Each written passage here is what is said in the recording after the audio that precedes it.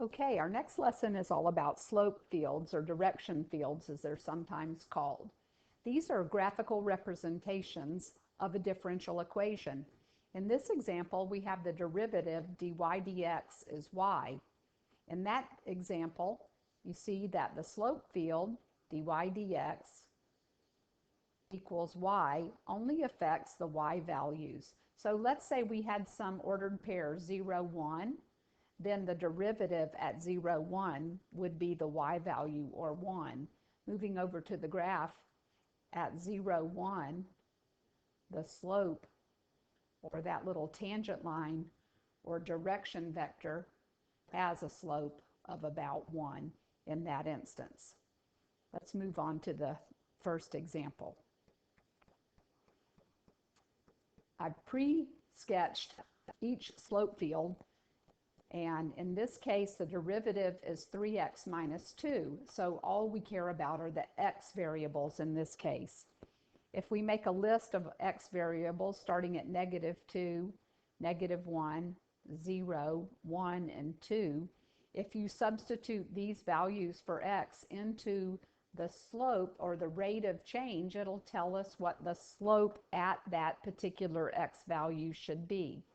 In the first case, our slope is -8 along the vertical line, x equals -2. So each one of these slopes, not drawn very carefully, I might say, should be -8. In the next instance, plugging in a -1 here, -3 minus 2 would produce a slope of -5. And moving down the table, completing the chart, you can see that each slope represents the rate of change at that x coordinate. It's also interesting to note that our slope field represents a family of curves. And if you think about what type of curve would produce a derivative of 3x minus 2, you can see that it's going to be some sort of a parabolic curve moving through here. So this is a family of curves for a parabola. Let's try another one. In this case, our derivative has both an x coordinate and a y coordinate, which means that the slope fields will be changing on both the x values and the y values. So now we need to be specific to an actual point or an ordered pair. For example, the point -2, 2. By substituting -2 for x and 2 for y, our slope or direction vector would have a slope of -2 at the point -2, 2. And there's my slope field or slope vector to represent that. If we fill in a few other ordered pairs, we can go and calculate the slopes at each one of these points on our slope vector or our slope field. And we'll make an interesting note every time we see an ordered pair that gives an undefined slope, there would be no slope field drawn. So in this first ordered pair, -2, 1, substituting into the derivative, gives us a direction vector of -4 at the point -2, 1. So it's a little bit steeper than the first slope. This one gives us does not exist or undefined. And you notice at the point -2, 0, there is no vertical tangent line drawn there. In fact, if you did that on an FRQ, a free response question, you would be penalized for drawing an undefined slope. The simple act of drawing the slope states that there is some sort of extreme slope there, but we don't have a slope. The derivative is not defined there. Here's another instance where the derivative does not exist. 1, 0, don't draw any type of slope vector there. Okay? So sketching slope fields or direction fields is an important idea on the AP exam. One other thing we want to do is to be able to reason how we know the behavior of a slope field or a particular solution at an ordered pair. So using this example, dy dx is negative x over y, and substituting our x value and our y value into that derivative, we're going to find that the slopes are changing from -1 to +1 as we move around the coordinate plane. And the derivative is positive in quadrants 2 and 4. Quadrants 2 and 4. The derivative is negative in quadrants 1 and 3. So we can reason how we know that by using those ordered pairs, substituting them into our derivative. On part B, keeping the same derivative, dy dx is negative x over y. You notice that each y coordinate is 0. In this case, we would have undefined slopes across those ordered pairs, which are lying on an axis. Whoop. So in this case, the derivatives do not exist at those ordered pairs. If you were wanting to write an equation that would describe the slope as undefined, then that would occur at any vertical line. We'll just call that x equals a as a general equation for any location. X equals a. My pen didn't quite work well there. A. That's at any vertical line.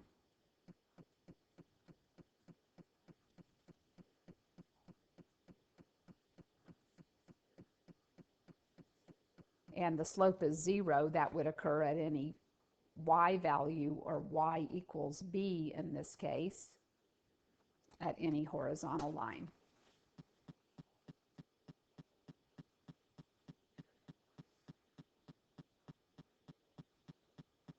Oh, my pen is not cooperating. Let's stop that. There, I think I've got it fixed. So we would write an equation to describe the slope as undefined as x equals a, some vertical line, or the slope being 0 at y equals b for some horizontal line. There we go. In part C, still considering that same derivative, dy dx is negative x divided by y. We've got an x coordinate and a y coordinate, and substituting the ordered pair 1, 1 into our derivative, our slope is -1 at every ordered pair. So what equation would express the derivative is -1? Well, thinking back about our algebra, that would be a line y equals -x, because the derivative of y is -1 in the equation y equals -x. And vice versa, if the derivative is 1, that would be the line y equals x in that case. So the derivative would be 1 there. Then on part D, I've already drawn the slope fields from the other 3 parts, A, B, and C. And if I draw the particular solution that passes through the point 0, 2, can you tell that that would be a circle whose radius is 2 all the way around? And in our next lesson, separation of variables, we'll see how we can separate those variables to integrate and get the solution curve. So this is a circle whose radius is 2.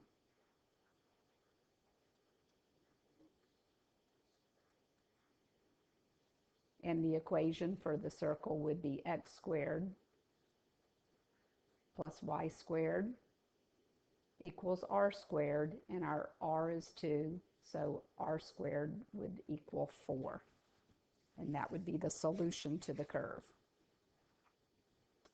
Okay, one other thing that we need to do in our calc class is to explain what happens to the slope values as you move from left to right with a fixed y value.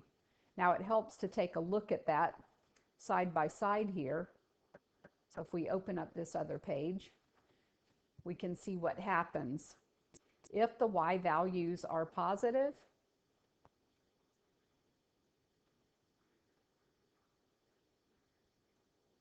as you move from left to right, boy, my pen is not cooperating today. If my y is positive, moving from left to right, I'm starting positive, positive, positive, 0, negative, negative, negative. Then the derivative decreases.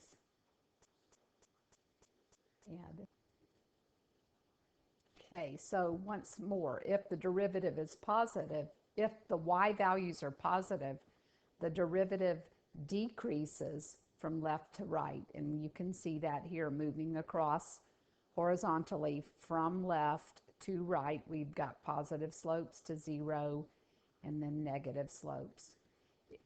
If y is negative, we're down here, the derivative increases from left to right. We've got extreme negative slopes that go to 0 and then positive slopes to extreme positive. Explain what happens to the slope values as you move up from the x-axis with a fixed value. So the derivative at the x-axis is undefined. Remember, we don't draw undefined slope vectors. And then the derivative decreases as you move up. We're going from a negative, a little slower, negative. So we're decreasing as we move up. Okay, let's go back to one page now. Because in this example, we want to be able to match a slope field to a corresponding equation. We're looking for a particular solution in this next example. So one thing you want to observe is the derivatives that just have x in them, or derivatives that have x and y. That's going to affect which slope field we want to choose. Personally, I like to do the ones with x and y first. So I'm looking at equation 3 and equation 8. They both have x and y. So in this instance, let's say we chose a y value of 0, because we know the sign of 0 is 0, and an x value of 1. So looking at the ordered pair 1, 0, the sign of 0 plus 1 would leave a slope of 1. So at the ordered pair, let's see, I think we're looking at, let's see, 1, 0, maybe right in here somewhere. You notice how this one, and letter H, no, not letter H, letter F and letter G, they're both changing vertically and horizontally. The slopes are changing vertically and horizontally.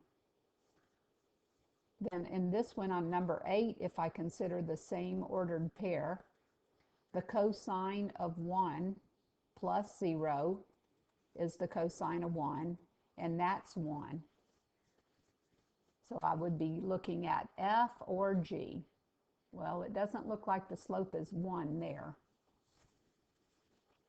So letter 8, let's see, which one goes with which? Letter G,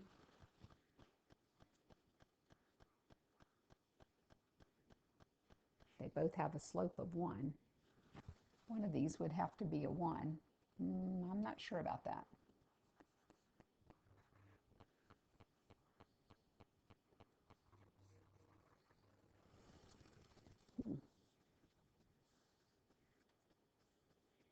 Okay, so back to our dilemma here.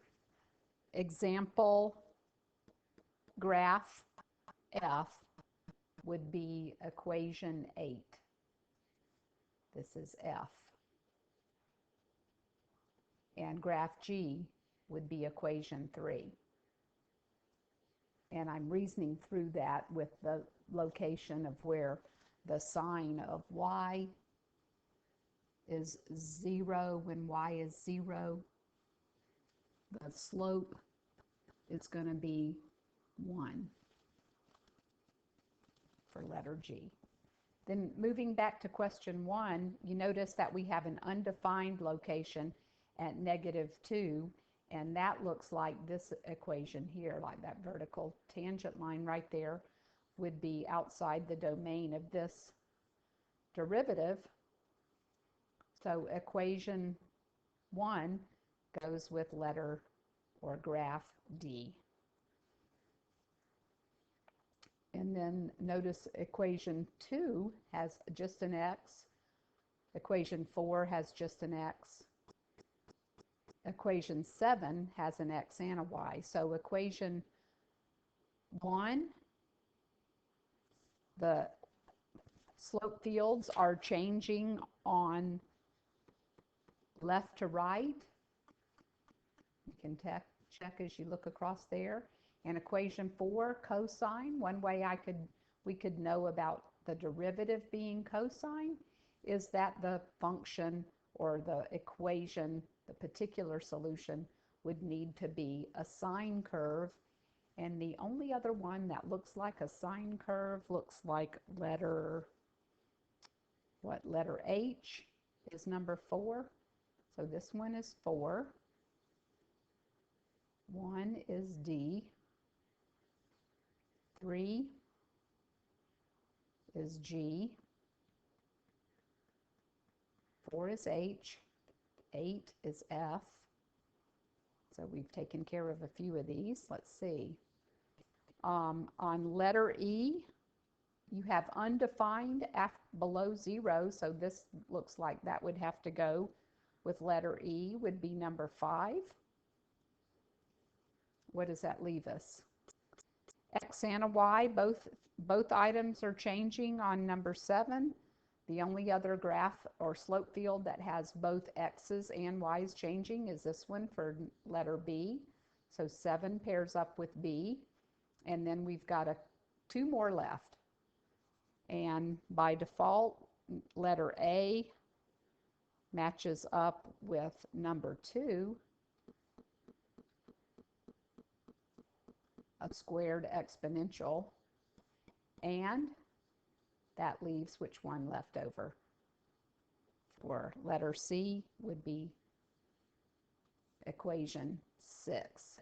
So C is 6 and B is 2. So oh wait, I messed that up. Sorry about that. 2 is letter A. D, A, G, H, E, C, B, and F. Okay, those are kind of tricky. We'll summarize that in a minute. And then moving on to example 5, let's say we have a differential equation, 1 over x plus 2, an ordered pair. So this is the initial condition, 0, 1. And we've got the slope field in our graph. You notice right away that at -2, there's no slope. The derivative is undefined at -2. And we know from our integration unit that 1 over x is a natural log graph that passes through 0, 1. So we can just draw that curve out here, just following along the slope field as they come along. And what we're going to see in our next lesson is separation of variables. I'm just pre-teaching it as we go along here. If we separate the variables, this is called a separable differential equation with the operators dy on the left and dx on the right, and all the terms, like terms collected. When we integrate, y is going to be the natural log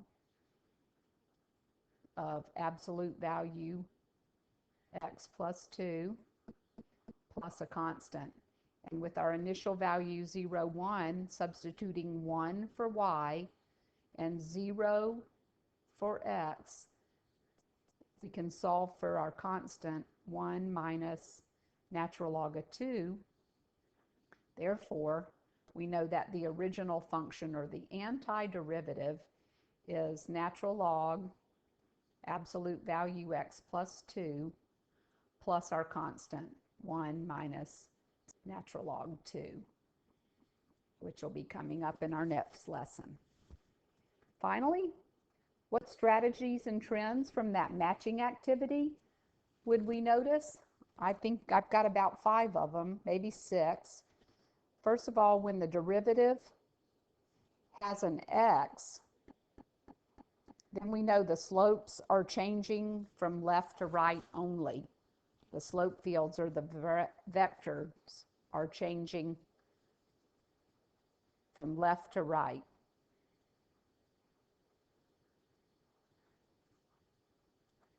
When the derivative has y, just a y term only, then the slopes change vertically. The slopes change up and down.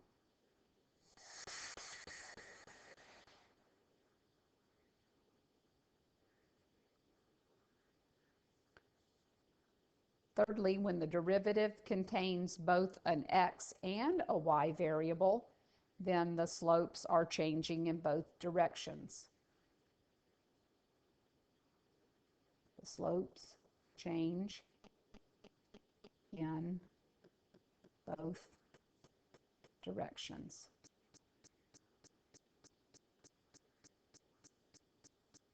A couple more here.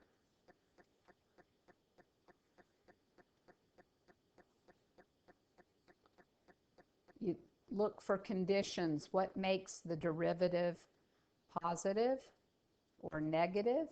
I wrote negative first. What conditions cause the derivative to be negative or positive? That can help you eliminate graphs. Also, what causes the derivative to be 0? So you have some horizontal tangent line, or undefined, where you have a vertical tangent line that we don't draw on a slope field. And finally, when all else fails, if you don't see any way out of your dilemma, then you can always check the quadrants. So pick some ordered pairs in each quadrant to check those quadrants.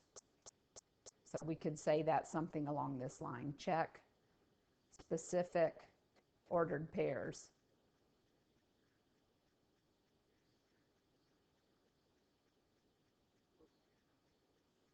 So we could check, say, quadrant 1, quadrant 2, quadrant 3, and quadrant 4.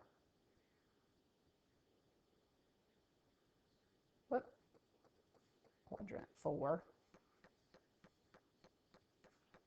to give us some clue if we were undecided between 2 different graphs. So there we have it, slope fields. Until next time.